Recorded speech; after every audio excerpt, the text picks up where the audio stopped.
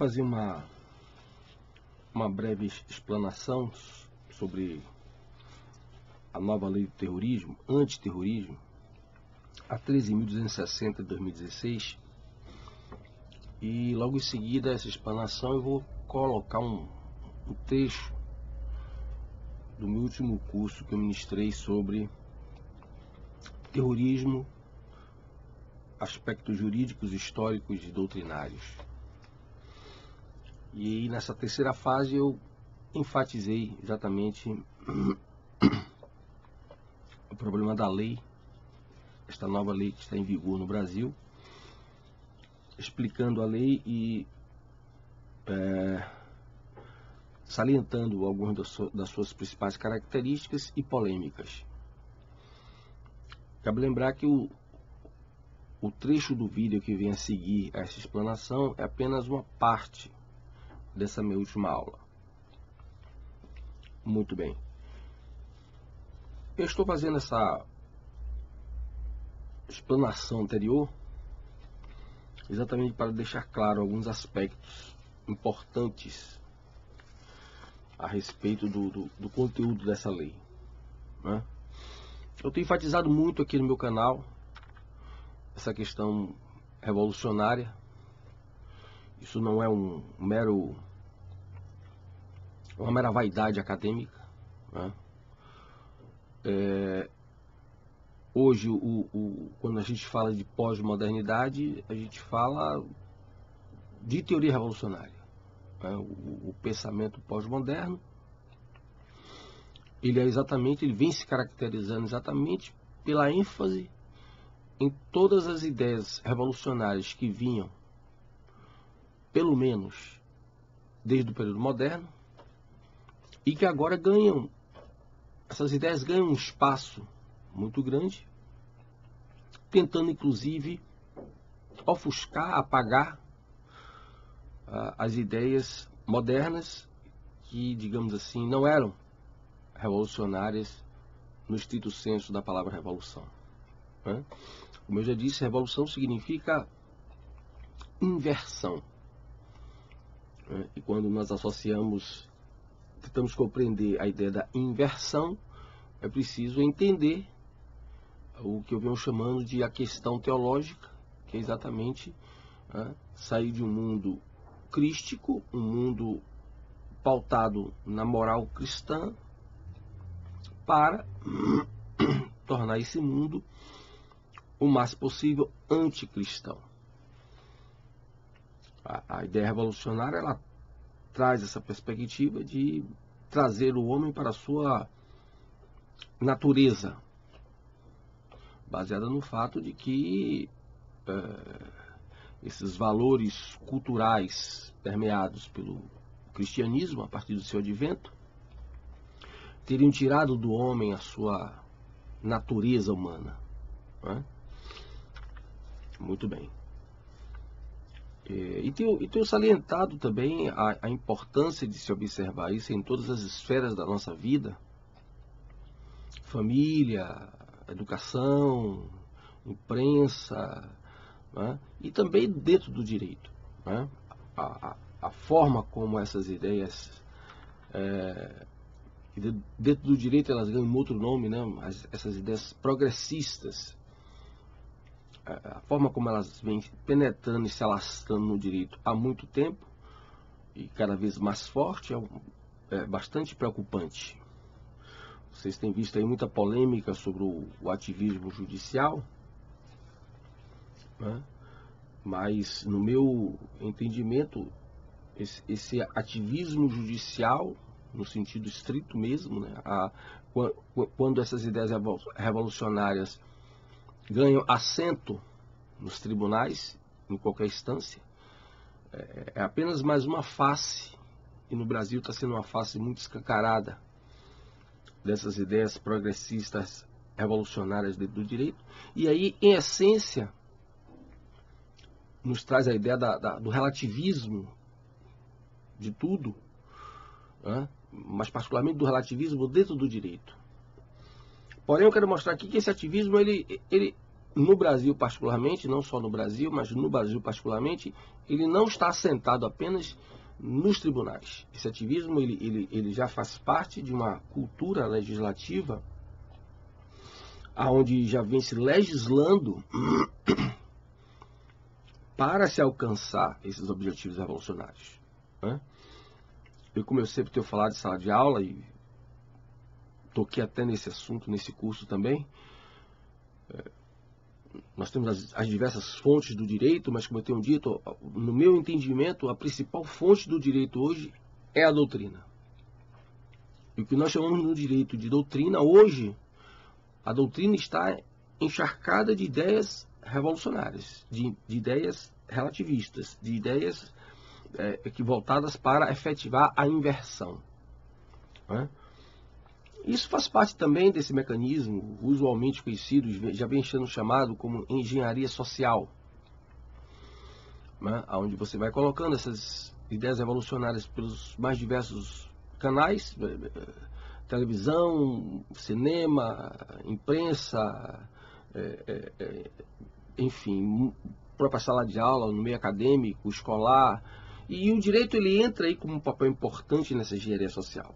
Porque a estratégia é a seguinte: se você não se deixou convencer por essas ideias progressistas, por essas ideias revolucionárias, por todos os outros meios, né?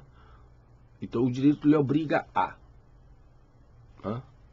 Então, se você não se deixou levar pela ideia da descriminalização do aborto, estou aqui dando um exemplo, então o direito vai lá e diz, olha, pode abortar, né? Seja pela via legislativa, seja pela via, né, da hermenêutica judiciária. Então, termina que o direito ele é uma peça importante nessa engenharia social, porque se você é daqueles que não se deixou convencer pelas mensagens passadas pelos outros meios, então o direito lhe obriga a você aceitar aquela ideia através de uma lei que criminaliza a sua conduta. Aparece a questão do discurso do ódio, etc., da discriminação, etc, etc, etc. E essa nova lei no Brasil, a 13.260, ela traz uma questão muito séria e que, pelos meus estudos, pelas minhas pesquisas, não foi captada, pelo menos por tudo que eu li até agora, escrito no âmbito jurídico por conta dessa lei. Nesse curso eu separei em 3 fases, 3 aulas. E na primeira aula eu fiz questão de enfatizar, que está aí postado no meu canal, aula 1 e aula 2, também trechos da aula. E na primeira aula eu enfatizei exatamente a questão doutrinária revolucionária. O que é que cada grupo terrorista pensava e como defendia as suas ideias, né? E fui trazendo pouco a pouco algumas polêmicas do âmbito da discussão internacional, estrangeira, internacional, e salientando muito que, apesar de haverem muitas dúvidas por conta de como conceituar e tipificar o terrorismo, há alguns pressupostos que são pacíficos, né? Se você atinge civis, se você pratica um ato para ameaçar ou impor uma mudança, atingir uma autoridade, você pode usar o alvo civil para fazer uma autoridade reverter uma ordem, por exemplo, né? Enfim, atingir o civil é terrorismo, né?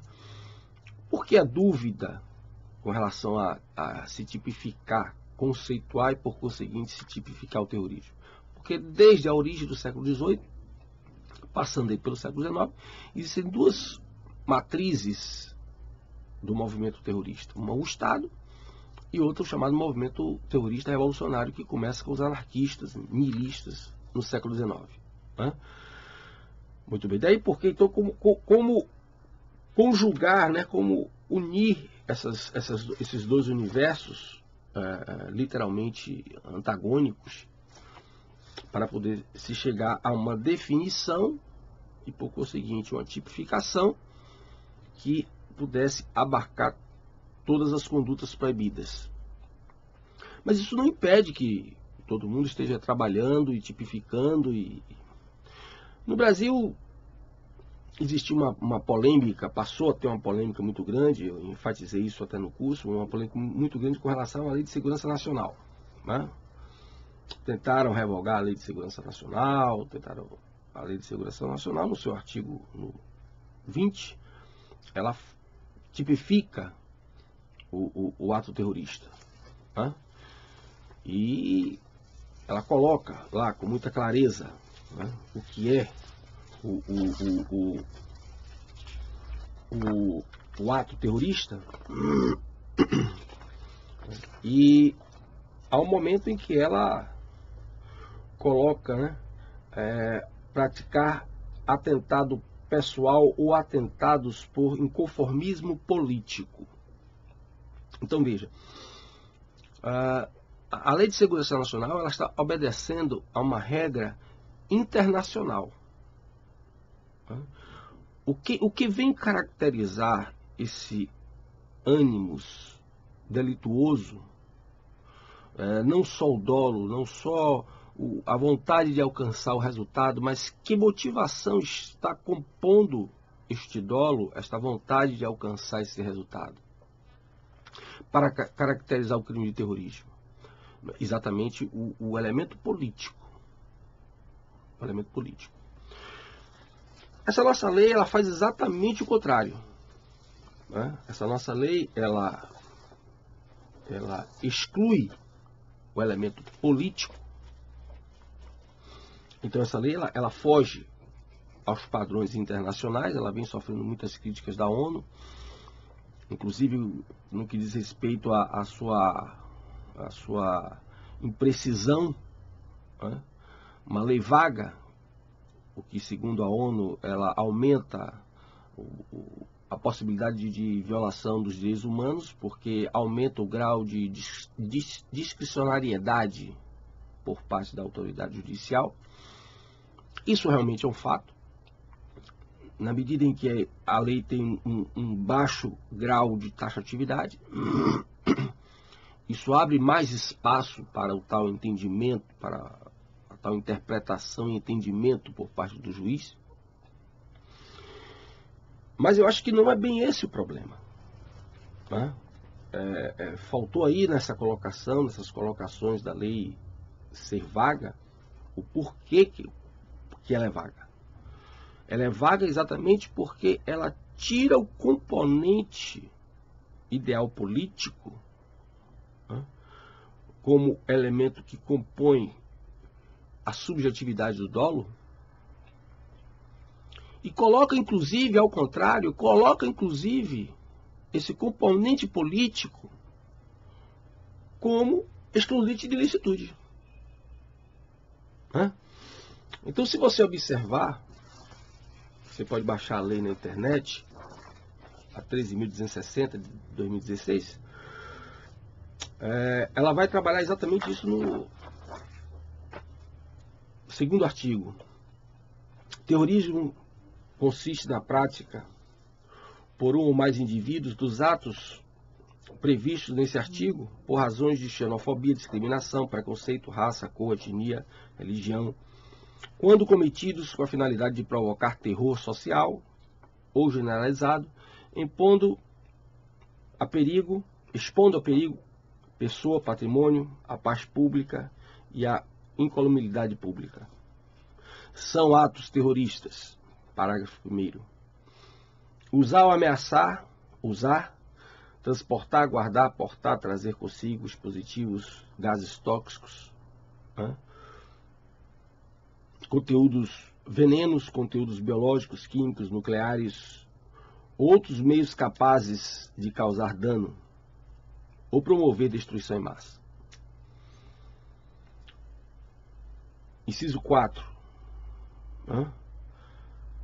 Sabotar, Funcionamento: apoderar-se com violência, grave ameaça à pessoa ou servindo-se de mecanismos cibernéticos do controle total ou parcial, ainda que de modo temporário, meio de comunicação, transporte, portos, aeroportos, estações ferroviárias, rodoviárias, hospitais, casas de saúde, escolas, estádios esportivos, instalações públicas ou locais onde funcionem serviços públicos essenciais, instalações de geração ou transmissão de energia, instalações militares, instalações de exploração, refino e processamento de petróleo e gás, instituições bancárias ou de sua rede de atendimento. Então, observe que o elemento político, o viés político, que é uma regra em todas as leis que definem terrorismo como um ato típico, né, no exterior, no mundo, é uma regra mundial, ela não aparece aqui. Então, a tipificação de ato terrorista no Brasil, né, ela exclui a finalidade política. Por que que esta lei exclui a finalidade política? Porque ela, ao invés de usar a finalidade política como elementar do tipo, ela utiliza para excluir de tipicidade. Ela faz o contrário. Né? E aí, no parágrafo 2º, o dispositivo neste artigo não se aplica à conduta individual ou coletiva de pessoas em manifestações políticas. Ou seja, o ato possivelmente terrorista, por ter manifestação política, aqui no Brasil passou a ser excludente de ilicitude. Passou a ser um ato atípico. E aí ela continua. Movimentos sociais, sindicais, religiosos, ou de classe, ou de categoria profissional, direcionados por propósitos sociais reivindicatórios, visando contestar, criticar, protestar, apoiar, com o objetivo de defender direitos, garantias, liberdades constitucionais, sem prejuízo da tipificação penal contida em lei. Quer dizer, o indivíduo pode praticar um ato que poderia ser terrorista, em qualquer outro país seria terrorista, mas aqui no Brasil, se o indivíduo praticar um ato que possivelmente seria terrorista em qualquer outro país, aqui ele só responderá por outra lei penal, o Código Penal, mas não será enquadrado como terrorismo. Aqui na lei de terrorismo, o indivíduo ele vai ser enquadrado na lei de terrorismo, sem isenção do enquadramento em outras normas penais.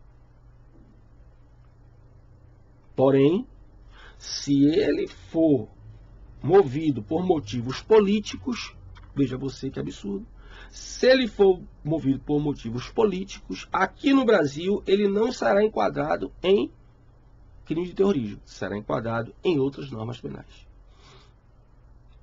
Então, por isso que eu disse, venho afirmar que essa lei, na verdade, ela está legitimando o terrorismo revolucionário. Né? E não por acaso, quem sanciona essa lei é a senhora Dilma Rousseff. Então, talvez o Brasil seja o primeiro país no mundo, talvez não, eu vou até falar aqui com certeza. Com certeza o Brasil é o primeiro país no mundo que tem uma lei que legitima terrorismo. Porque o dispositivo, o elemento político, que é utilizado no mundo inteiro como componente fundamental da subjetividade para alcançar o resultado, aqui no Brasil se exclui esse elemento subjetivo para preservar esse elemento subjetivo, que é o interesse, o ideal político, ideológico, revolucionário, para atos atípicos. Então, nós brasileiros inauguramos um novo perfil de legislação terrorista, aonde você tem um país em que é possível você praticar atentado terrorista que seria terrorista em qualquer lugar do mundo, mas aqui no Brasil não é terrorismo. Então, se o MST, ao entrar numa fazenda, ameaçando pessoas, depredando patrimônio, já teve casos até de homicídios, causando terror, isso é um ato reivindicatório, porque tem um viés político. O viés político isento de crime. Ao contrário. O viés político deveria estar sendo a elementar do tipo, caracterizando o crime de terrorismo, fundamentalmente. Mas aqui no Brasil não. Aqui no Brasil, o viés político, o ideal político revolucionário, isento de crime. Então, parabéns. Nós inovamos a legislação no mundo todo. Nós somos o primeiro país no mundo que temos uma lei que legitima o crime de terrorismo, legaliza o crime de terrorismo. E o pessoal não está entendendo o que eu expliquei no trecho que vinha a seguir. O pessoal que está comentando a lei, eles não estão entendendo por que a lei é vaga. A lei é vaga por isso. Então, se o PCC causar terror, mandando tocar fogo em ônibus, estourando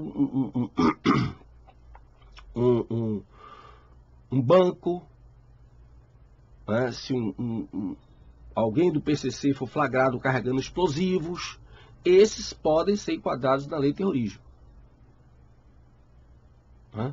Mas o MST, que em muitos países é considerado grupo terrorista, aqui não, aqui é problema social.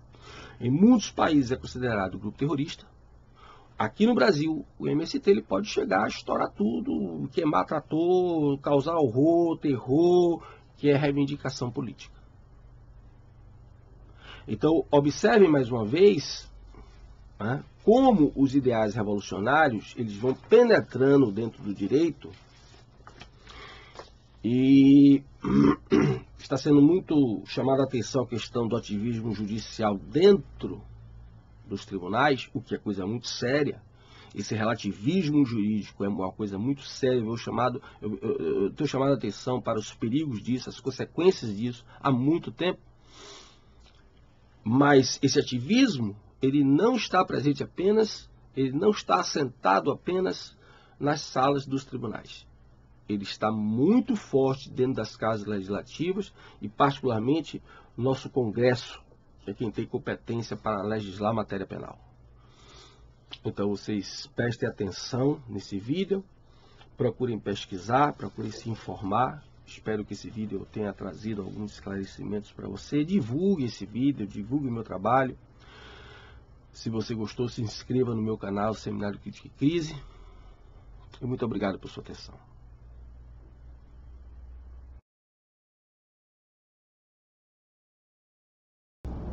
13.260. Muito bem.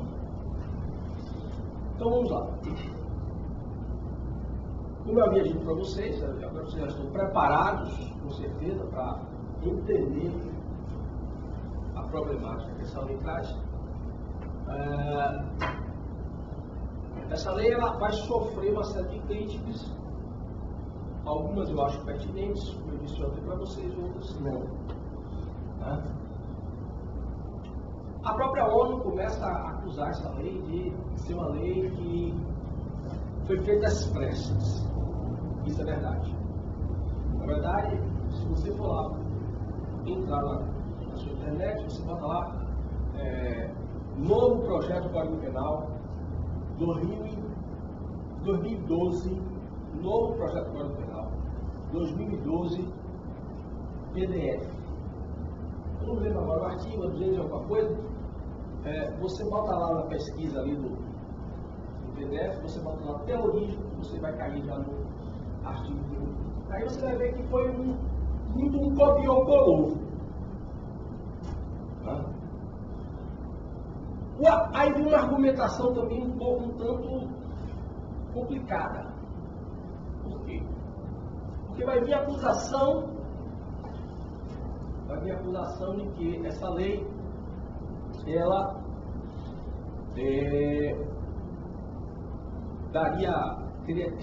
estava sendo muito vaga. né? E que isso iria ferir os direitos humanos. Porque a partir do momento que ela fosse vaga, aumentaria o grau de discricionalidade.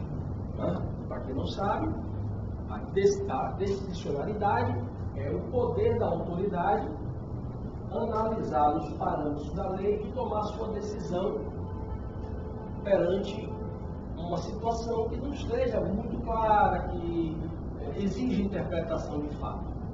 Né? Por exemplo, quando você está na rua dirigindo, já aconteceu comigo uma vez, ninguém olha a carteira de habilitação todo dia, né? Uma vez aconteceu que eu, viajando na linha verde, minha carteira estava vencida no X. E aí, quando a polícia me parou, pediu a carteira, eu entreguei tranquilamente, né? Olha, sua carteira está vencida. Como assim? Por lei, ele poderia ter rebocado meu carro e levado para o pai da Detran? Sim. Mas ele exerceu o poder de autoridade, o poder discricionário, que serviu para chamar outra pessoa para dirigir para mim aqui e levar até Salvador. Não precisa ser rebocado. Você multa, não precisa ser rebocado. Você não precisa utilizar a lei em estrito senso, se havia uma possibilidade, inclusive, de certa forma, em benefício do Estado. Porque você vai deslocar guincho, você vai ocupar espaço no pátio do Detran, outras coisas muito mais importantes do que um carro que estava de fato com a habilitação vencida, mas que poderia ser resolvido de outra forma. Só um exemplo. Então, nesse caso aqui, em matéria penal, o problema da discricionalidade, ele tem realmente sempre um agravantezinho, porque, como todos nós sabemos, a sanção principal do Código Penal é a prisão, é você ser privado da liberdade. Aí, porque tanto apreço ao princípio da legalidade, daí porque tanto apreço ao princípio da taxatividade. Os danos causados por uma má interpretação do direito civil podem ser imensos, mas o bem jurídico mais precioso que eu acho que o ser humano é a vida, é a liberdade, são diretamente atingidos pelo Código Penal numa punição, e se essa punição for equivocada, no meu entender, os danos são irreparáveis, por mais indenização que aconteça. E eu não concordo com essa discussão sobre uma tipificação vaga. Muito bem. A outra questão também seria, que o pessoal tem falado muito, seria uma desproporção entre alguns tipos, particularmente aquele que envolve a execução e aquele que envolve os elementos preparatórios. No meu entendimento, não tem problema de desproporção. E eu vou mostrar por quê. Porque o culpado é que ela foi feita às pressas, ela é visivelmente uma lei carregada de conteúdo ideológico cientista, e vou provar para vocês por quê. E ela é fruto também, ela termina sendo consequência também, de uma discussão muito aconteceu muito acirrada aqui no Brasil, que foi sobre a lei de segurança nacional. Aí começaram uma argumentação que a lei de segurança nacional foi feita na ditadura, tinha arranjado ditadura, não sei o quê. Isso tudo para legitimar, e se tentou, inclusive, criar uma lei que simplesmente revogasse esse debate esteve no Congresso. Que é uma lei que revogasse a lei de segurança nacional. A dificuldade em revogar a lei de segurança nacional é porque essa lei ela não se resumia apenas a tipificar o crime de origem. Como o nome está dizendo, ela tinha uma preocupação muito grande com a segurança nacional e, por conseguinte, o crime de origem. No seu artigo 20, ela vai ter exatamente a tipificação de origem que nós vamos ver aqui. A nossa Constituição, ela já repudia, o inciso 8, do 4º artigo, ela repudia o terrorismo, mas isso é apenas um princípio. Tá? E esta lei é colocada como vindo regulamentar o que está no 5º artigo do inciso 58. Tá? Lei considerará crimes inafiançáveis, suscetíveis de graça, anistia, a prática da tortura, tráfico ilícito de entorpecentes, drogas, afins, terrorismo, definidos como crimes hediondos. Por eles respondendo os mandantes, executores e os que podendo habitá-los se omitirem. É uma lei, segundo a própria lei, o próprio legislador, ela vem regulamentar este inciso, porque, inclusive, na lei de crime hediondo, tá? Já no 2º artigo, onde você tem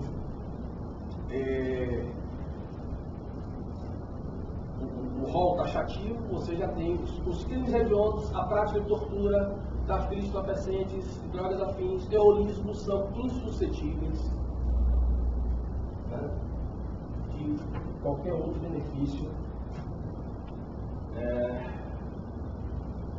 previsto na lei de processo penal ou na lei de execução penal. Esse argumento de que a lei, eu esperei chegar aqui por isso, esse argumento de que a lei 7.110, 170, ela tem ranço da ditadura, isso é uma balela. Basta você olhar a lei. Ela é muito dura, como que há de ser duro.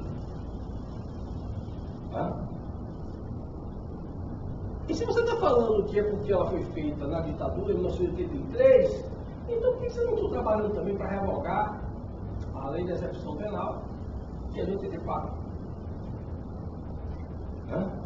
Eu tenho falado muito isso em palestras, às vezes, que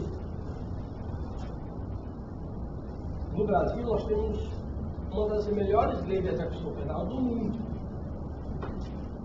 Por que eu posso falar isso? A lei de execução penal brasileira, a que está vigente, por todas as críticas que se espalharam, ela foi criada obedecendo padrões, regras, padrões internacionais. Ela não é simplesmente fruto da criatividade do legislador. O que você tem com a lei de execução penal é principalmente os dispositivos que dizem direito, que se referem aos direitos do apenado, não são cumpridos. É uma lei muito violada. Você diz, o presídio não educa, está tudo lá. A lei de execução penal é muito clara quando no que diz respeito aos deveres da administração penitenciária. E por conseguinte do governo do Estado, referente, ou federal, se for o caso. A quantidade de presos por metro quadrado, o banho de sol, etc. Então, essas coisas não são cumpridas. E como eu já disse em vídeos também, lá no meu canal, você tem a prisionar em qualquer família, o que você tem em muito é uma tentativa de fato, está conseguindo, de criar um colapso no sistema prisional brasileiro. Isso é um projeto. Então você tem a esquerda jurídica, você tem a esquerda acadêmica, você tem a esquerda cristã, tanto católico como protestante, mas principalmente a esquerda jurídica e a esquerda acadêmica, que fazem a maior propaganda em sala de aula, e com isso formando novas mentalidades. Isso é contra custo e presídio. Você tem custo e presídio. Os projetos revolucionários, eu já expliquei isso 1 milhão de vezes, os projetos revolucionários eles não são feitos para serem praticados instantaneamente. Eles são de médio e longo prazo. Por que o preso não trabalha no Brasil? O preso não trabalha. Você tem exceções. Mas, em regra, o preso não trabalha no Brasil. Por que o preso não trabalha no Brasil? Graças à esquerda jurídica, graças à esquerda política. O Marx disse que o trabalho não é uma exploração. Para o marxismo, o trabalho é uma coisa ruim. Então, na visão deles, que defende o abolicionismo penal, está muito forte no Brasil.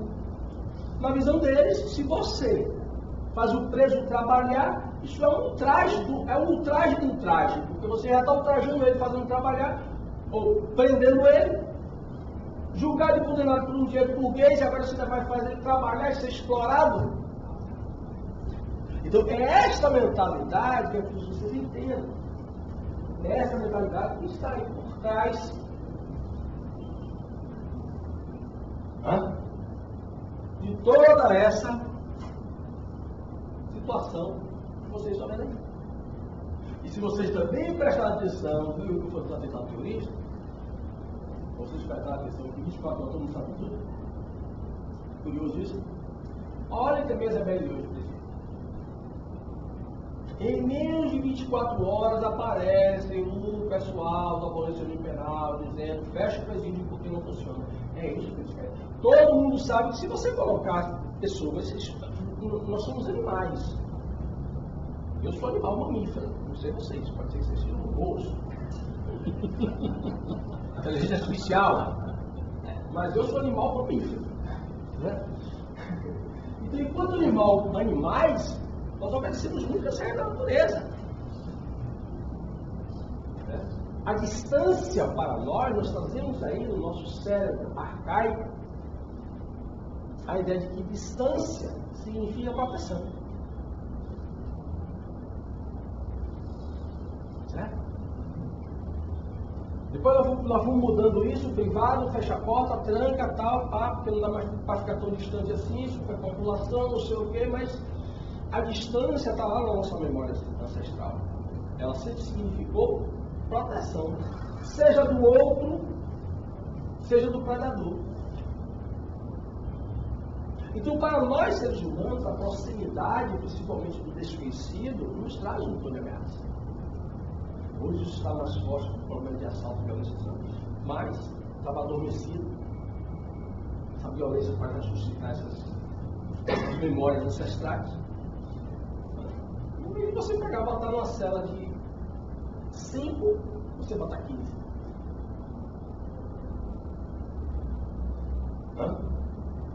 E você sabe que se você botar as 15 pessoas numa cela de 15, você sabe que você terá problema. Você sabe que logo haverá, nós somos animais carnívoros, instinto da violência acirrada, porque somos animais carnívoros. Ancestralmente nós somos caçadores, hoje nós diluímos essa caça de outra forma, mas nós somos caçadores.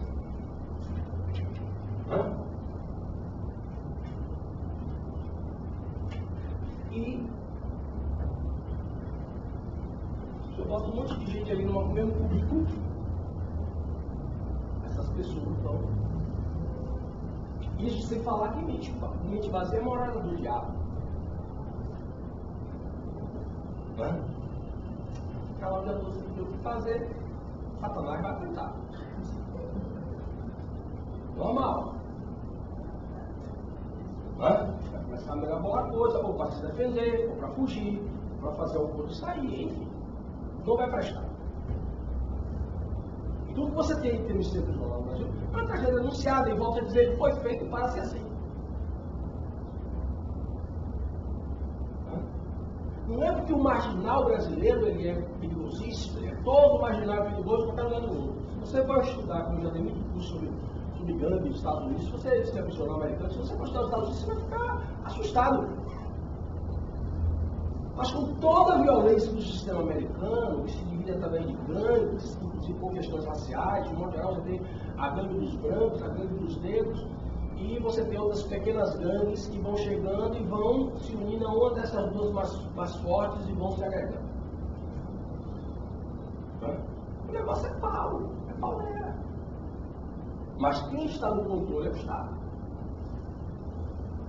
Um dos motivos que houve um retrocesso, vou falar retrocesso não, houve um recuo no processo de privatização dos presídios nos Estados Unidos, foi exatamente esse, que o americano mede tudo. Aqui a gente espera para ver.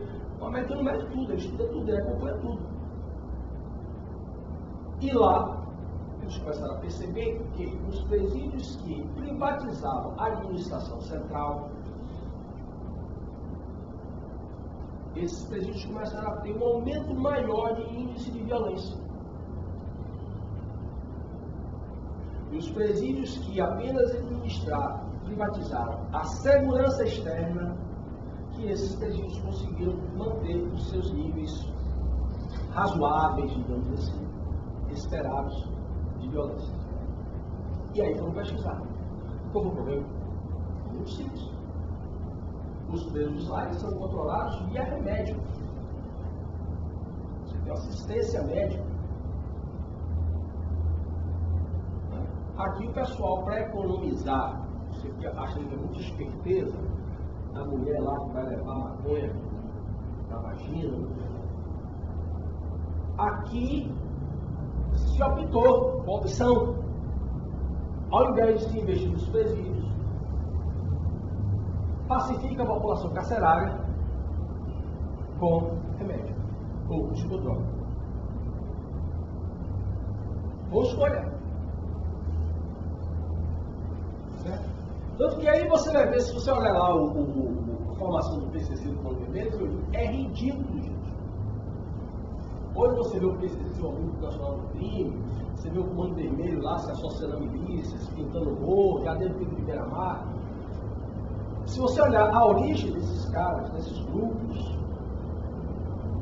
tá? Se o Estado tivesse tido atenção a isso, jamais eles chegariam ao ponto que chegou e de maneira muito fácil. De maneira muito fácil. Controlar isso aí. Acabar com isso. Por interesses outros que permitiram que esses caras crescessem, se tornassem pessoas. Interesses políticos.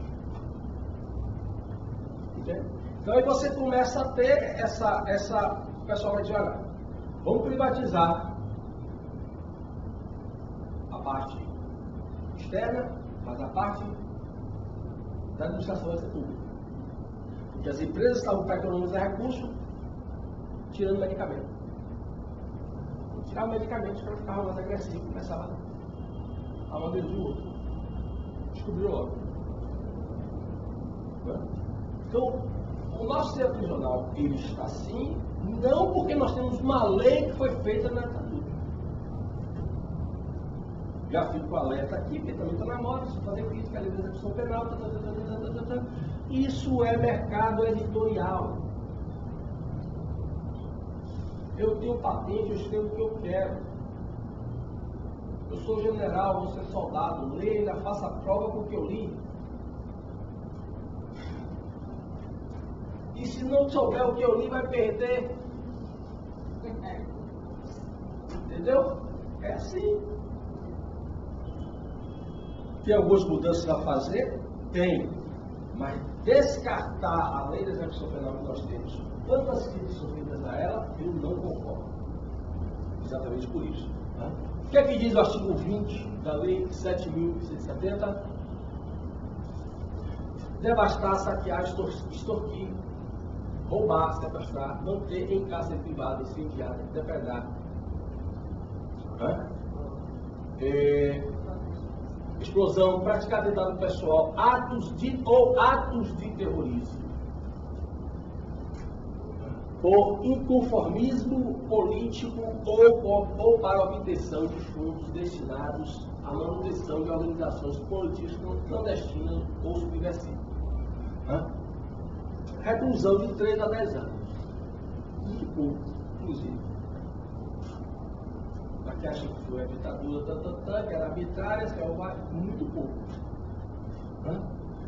Se o fato resulta em lesão corporal grave, a pena aumenta até o dobro. Se resulta em morte, aumenta até o triplo. Se você joga uma bomba lá e não dá nada, o dano é só patrimonial, você vai concorrer de 3 a 10. Só vai possivelmente alcançar os 30 anos, se for o resultado morte. Quer dizer, já a lei, pelo artigo, ela diz, essa lei regulamenta o inciso, como eu disse, disciplinando o terrorismo, tratando de disposições investigatórias, processuais e reformulando o conceito de organização terrorista. Ela vai alterar, inclusive, a 12.000, não só ela, como ela vai alterar também o dispositivo que está na 12.350. Aí preste atenção nisso aqui agora.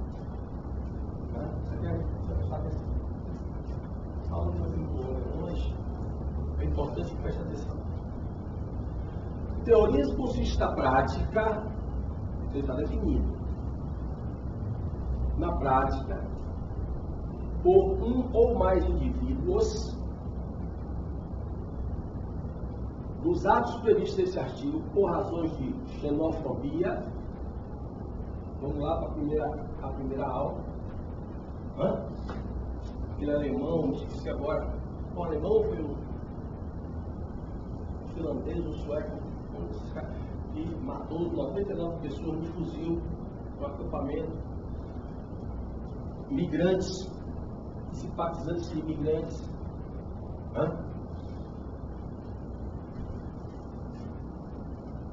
Discriminação ou preconceito de raça, cor, etnia, religião. Isso aqui está de acordo com o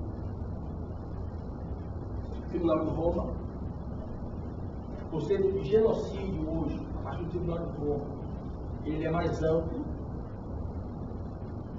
O genocídio não implica mais apenas uma morte em série, em grandes proporções, por raça ou etnia,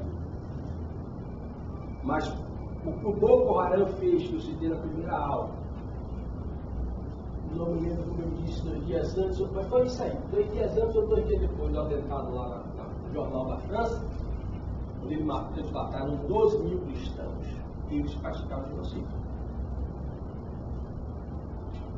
Eles não estavam matando ali por questão racial ou étnica, como aconteceu na Iugoslávia, como aconteceu em Ruanda, mas eles estavam matando por questão religiosa. O conceito de genocídio hoje, isso é muito importante vocês gravarem, ele não corresponde apenas ele não corresponde mais apenas raça e etnia. Matar por religião é também um atentado terrorista. Aí vem uma questão importante, que eu salientei muito para vocês, na primeira aula, a questão política.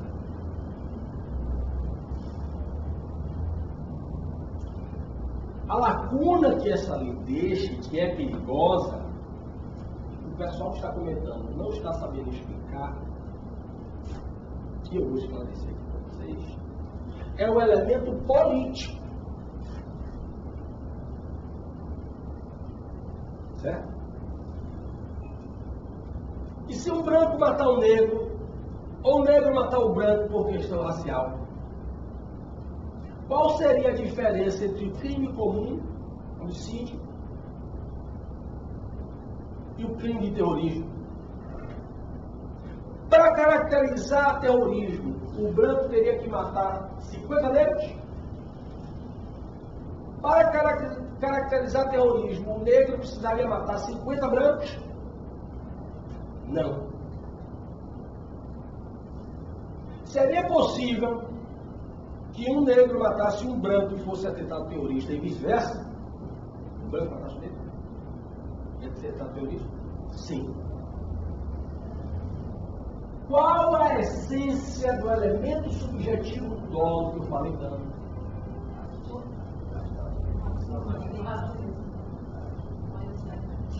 O ânimos, sim, o ânimo matar, mas aí o resultado, o ânimos político.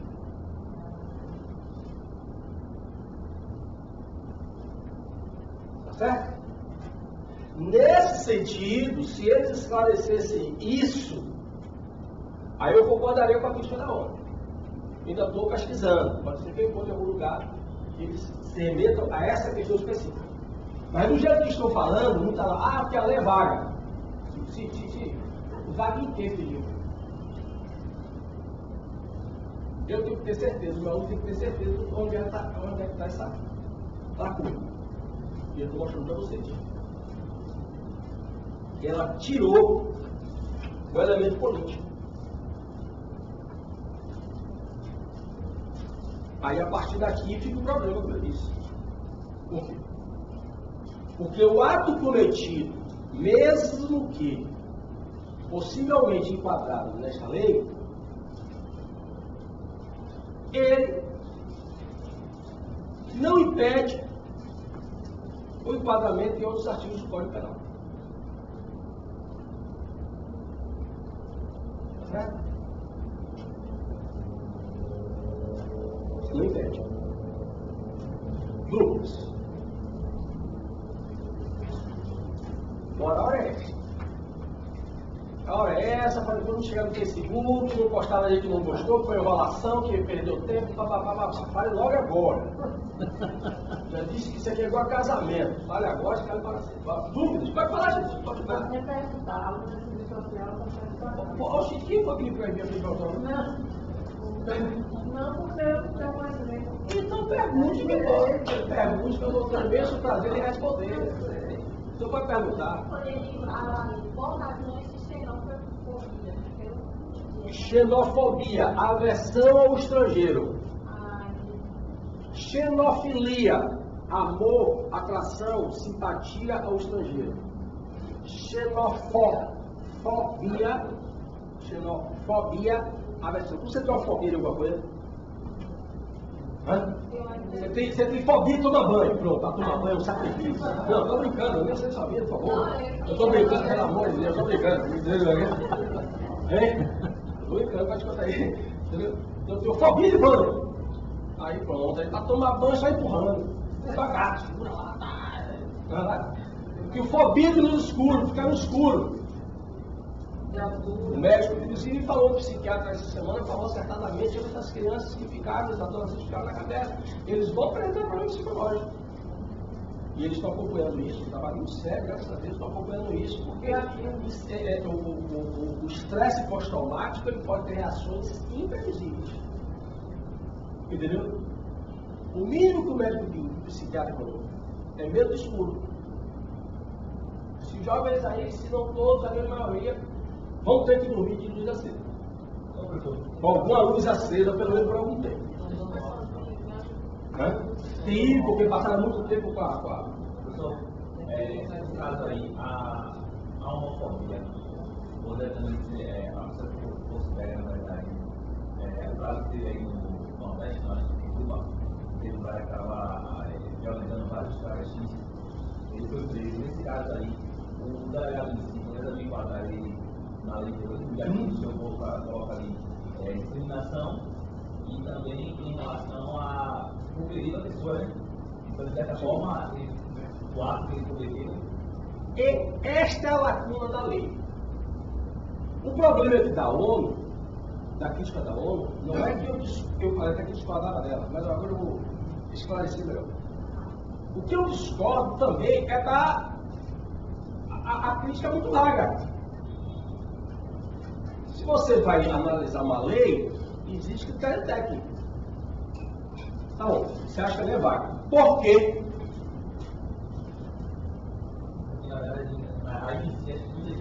É isso. Aí eu estou mostrando a você que o elemento subjetivo do dolo, e que outra, até para quem não sabe, para quem já esqueceu e tal, o dolo, crime doloso, é aquele crime que a pessoa tinha a vontade de alcançar aquele resultado. Mas este dolo, esta vontade de alcançar o resultado, ela pode ser movida por diversos outros interesses. Certo? Pode ser por fins políticos, pode ser por um simples fim de fim objetivo de preconceito de alguma coisa. O cara pode falar. Acontece, vamos dizer, mudar a palavra aqui, não. Como acontece na década de São Paulo? Acontece o cara chegar lá e matar um travesti por questão de homofobia. Sim. Isso não é terrorismo. É uma coisa serial killer. Se você pegar os serial killers, sim, é discriminação, mas não tem o viés político. Ah, tá. Então a gente não pode de acordo. Isso, então é isso que eu quero que você entenda. Ou dentro do elemento subjetivo do dolo, tinha que haver um componentezinho diferenciador entre o crime comum e o crime de terrorismo. Qual é esse elemento diferenciador? A vontade, a ideologia política. Então, professor, pode ser sentido amplo, não estrito, no caso. Como assim? No caso, nessa situação, o terrorismo ele tem um sentido mais pacífico, né? Atingir a várias áreas. No caso da homofobia é uma coisa mais. Não. Vou explicar por que não. Volta aí. Porque o que define o enquadramento de um ou outro é o elemento, eu vou falar aqui, o componente do elemento subjetivo, que não é só o dolo. Eu não quero só alcançar aquele resultado, matar um travesti. Eu não quero só alcançar esse resultado. Além de querer alcançar esse resultado, há um elemento motivador que compõe esse elemento subjetivo também, além de alcançar o resultado, que é o elemento político. Professor? Agora, pode ser que eu queira matar o travesti simplesmente porque eu sou entrado no exemplo do serial killer. Se você for estudar um pouco sobre a mente do serial killer, tem muitos estudos estrangeiros sobre isso. A referência no mundo todo é o FBI. Se você for estudar isso, você vai ver que você tem aí uma característica comum. Nem sempre. Mas é comum entre eles, principalmente aqueles que sofreram abuso na infância, a ideia de limpeza. Então o cara vai matar homossexual com a ideia de limpar o mundo. Ele vai matar a prostituta com a ideia de limpar o mundo. Entende? Ele não tem um viés político de estar contestando uma sociedade, de querer, como eu expliquei para vocês, essas primeiras aulas, preparando vocês para isso aqui. Né? Então, vamos lá, vamos retomar um pouco as aulas anteriores. Então, você não tem uma característica aí de construir uma nova sociedade. Toda a ideia de revolução nega o que existe para tentar admitir algo posterior. Uma sociedade ideal, uma sociedade mítica. Uma variação. Geralmente até voltando ao passado. Né? O serial killer não tem essa perspectiva revolucionária. O serial killer ele vai matar aquilo ali porque ele acha que aquilo ali simboliza uma impureza. Mas ele não está com nenhum projeto de uma sociedade melhor. Ele não está engajado em nenhuma ideologia política, nenhum partido, nem isso, nem aquilo, nada. Então, esse elemento de subjetivo, que aí às vezes, quando vocês forem ler alguns comentadores, depois eu vou passar para vocês também a bibliografia, eu chamo a atenção disso, porque alguns comentadores estão passando batido nisso. Eles até admitem que a lei é vaga, mas não dizem isso que eu estou dizendo. Ela é vaga por quê? Aumenta o grau de discricionalidade do juiz, de fato, o que leva a um certo grau de insegurança, porque você fica muito à mercê do entendimento da autoridade. A ONU então coloca isso como uma espécie de um risco para a violação dos direitos humanos, mas essa essência eles não estão comentando. Aí é o que eu digo para vocês aqui, aprovando agora, a importância de você conhecer os fundamentos doutrinários de determinadas questões que vocês estão discutindo no direito. Sabe por que os caras não estão falando isso que eu estou falando? porque eles não estudaram o que eu estudei. Não foram estudar de rádio, não foram estudar isso, estudar aquilo. Querem fazer uma análise técnica da lei, fechada no seu próprio universo. Se sair daí é igual jogar o cara que não sabe nadar no fundo, fora do saber, vai morrer afogado. Então, para você exercer uma hermenêutica adequada da lei, volta lá para a nossa conversa de antes. Você tem que conhecer doutrina, porque a lei nasce da doutrina. E essa doutrina que posteriormente vai ser utilizada para interpretar no mundo. Existem detalhes e nuances que você só vai poder perceber, não é questão de ser mais inteligente ou menos inteligente, todo mundo inteligente, mas é questão que você só vai ter capacidade de entender se você tiver estudado os elementos originais. Alguém fala assim? O componente que isso se refere ao componente político dentro do dolo seria, na verdade, a vontade que o sujeito teria de atentar contra a estabilidade e a integridade de um governo, de um Estado? Seria isso? De um governo, de um Estado, a começar por uma autoridade. O PCC encaixa aqui.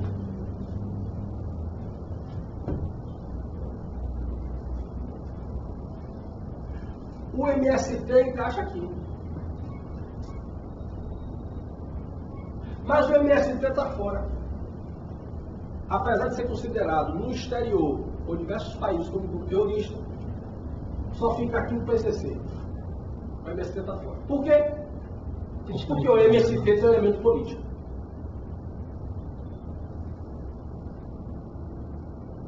O elemento político não entra aqui compondo o elemento subjetivo do dolo. O PCC entra porque ele se coloca como eles assumem que eles são marginais, eles não negam isso. Estão lutando por paz e liberdade dentro do presídio. Eles não querem fazer uma sociedade melhor. Eles querem um presídio melhor. Eles querem um presídio melhor. Depois de aquela ideia que a própria estava financiando esse tipo de estudantes para se formar e trabalhar para eles, depois Isso é antigo. candidatar, né? Até candidatar na polícia. Isso é antigo. Integrante deles na própria organização. Isso é antigo. Um pouco do vermelho começou com isso. O PCC ele evolui rápido, inclusive, eles são muito espertos. Ele evolui rápido porque ele pega o know-how de muita gente lá, experiência de muitos grupos, elimina uns, tal. Ele pega o know-how de muita gente e vai adaptando. E com certeza não foram só esses caras que fizeram. Como a nossa tecnologia aqui em cima está muito fácil,